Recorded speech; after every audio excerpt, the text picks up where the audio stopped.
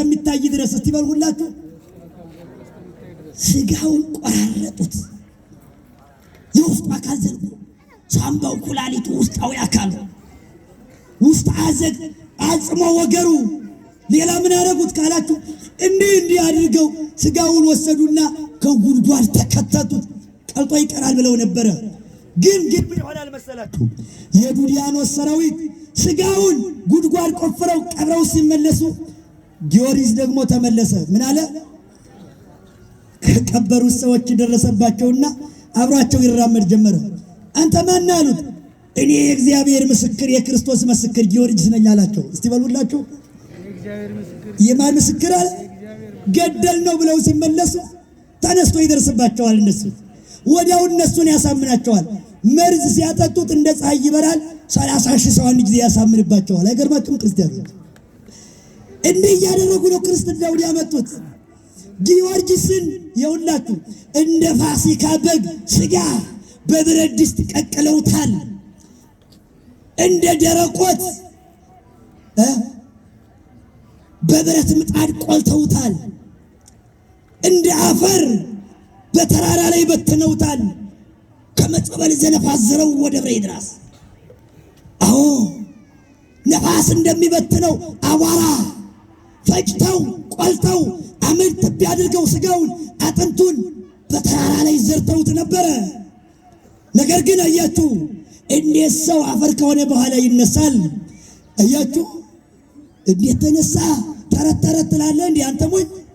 ኤልያስ 1 ሙት እንዳነሳ፣ ኤልሳ 2 ሙት እንዳነሳ፣ ጴጥሮስ ጣቢታ እንዳስነሳ እንደው መጽሐፍ ቅዱስ አልነገረህም? እና ጊዮርጊስ ሐዋርያ አይደል እንዴ? የኤልያስ አምላክ እኮ ነው የጊዮርጊስ አምላክ። ኤልያስ በአንድ ንጉሥ መካከል በአክዓብ መካከል መስክሯል። ጊዮርጊስ እንደመሰከረ ካልከኝ በሰባ ነገሥታት እልሃለሁ።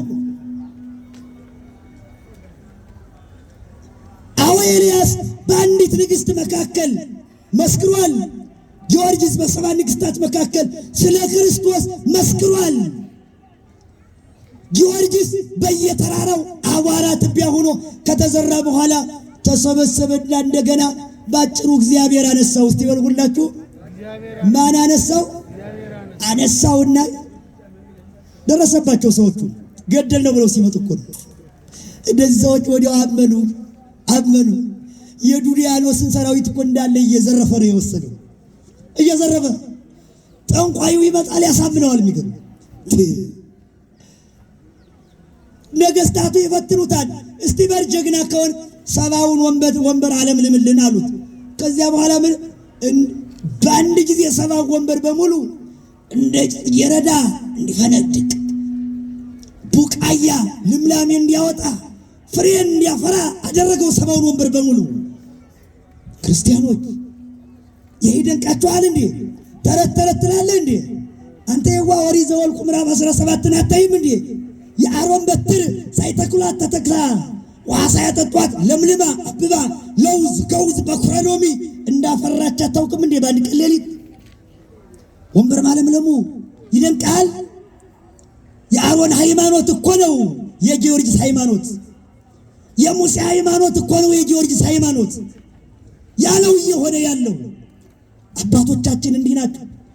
ክርስቲያኖች ይሄ ቅዱስ ጊዮርጊስ ሁለንተናው ለእግዚአብሔር ምስክር የሆነ ደሙ እንደ ውሃ የፈሰሰ 7 ዓመት የተጋደለ ግን ይመሰሎ ከመሃቲ ሰዓት 7 ዓመት ተጋድሎ 1 ሰዓት እንኳን ያልመሰለው። እስቲ በሉ ክርስቲያኖች ስንት ሰዓት ያልመሰለው?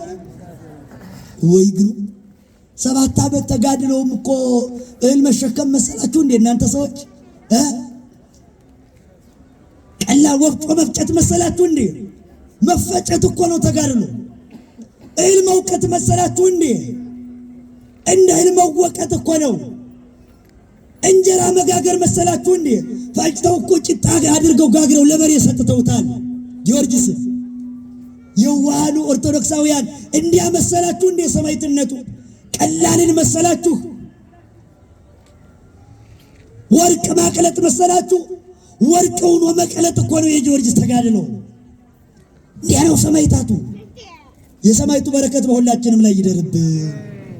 እስቲ ለምስክርነት መጣ በሉ። ለምን መጣ? ሰማዕታት ምስክሮች ናቸው። ኦርቶዶክሳውያንና ኦርቶዶክሳውያን ዛሬ የዚህን ታላቅ ሰማዕት እንግዲህ ረፍቱ በሚያዝያ ጊዮርጊስ ነው። ይህንን ተጋድሎውን 3 ጊዜ ሙቶ 3 ጊዜ መነሳቱን አጠቃላይ ምን መከራው አያልቅም። ምን ልበላችሁ? የማያልቅ መከራ እንዴት አድርጌ ልንገራችሁ? እጹብ እስቲ በሉ ሁላችሁ። እጹብ ብቻ እጹቡት ውስጥ መለጹ ትርጓሜ ያልቦቱ ነው ያለማለቅ ነው። ድንቅስ ድንቅ ነው። በእርግጥ እጹብን ምን ብለህ ትተረጉመዋለህ ካላችሁኝ ድንቅ ብዬ ተረጉምላችኋለሁ አለ። እሺ ድንቅንስ ምን ብለህ ትተረጉመዋለህ ካላችሁኝ አረ ለድንቅስ ትርጓሜ የለው። አዎ መከራን መከራ ትለዋለህ። የክርስቶስን መከራ ስታስብ ዝቅ ስትል ደግሞ የነ ጊዮርጊስን መከራ ስታስብ እንደው እጹብ ማለት ብቻ ነው። ድንቅ ብለን እናልፈዋለን። የአባቶቻችን ይህን ሁሉ መከራ ሲያደርግ ግን ያጸናው ማነው? ክርስቶስ። እስቲ በሉ ጌታችን በሉ አምላካችን መድኃኒታችን ማን ነው? ኢየሱስ ክርስቶስ። የሁሉ ሰማዕትነት የተከናወነው በጊዮርጊስ ኃይል እንዳይመስላችሁ እንዴ! የእግዚአብሔር ኃይል በጊዮርጊስ አድሮ ነው ይሄን ሁሉ የሚያደርገው። የእግዚአብሔር ጽናት ብርታት ነው። የእግዚአብሔር ክብር ነው የሰራ እሱ መገለጫ ነው። አያችሁ በልብ የነበረን ሐሳብ በመጽሐፍ ጽፈን እንድናየው የእግዚአብሔር የክብሩ የጌትነቱ መገለጫ ሰማዕታት ናቸው። ቅዱሳን ናቸው። ቅዱሳን የእግዚአብሔርን ክብር ይገልጣሉ እንጂ አይጋርዱም። እስቲ አንድ ጥያቄ ልጠይቃችሁ። በፒሲ የነበረን አንድ ቪዲዮ ወይም ዶክሜንት ይሄ በፕሮጀክተር ስታሳዩት እየገለጣችሁት ነው ወይስ እየሸፈናችሁት ነው?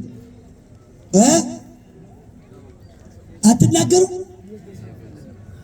ማጉላት መግለጥ ነው አይደል? እሺ። ስለዚህ የክርስቶስን መከራ ሰማዕታት ይገልጡታል።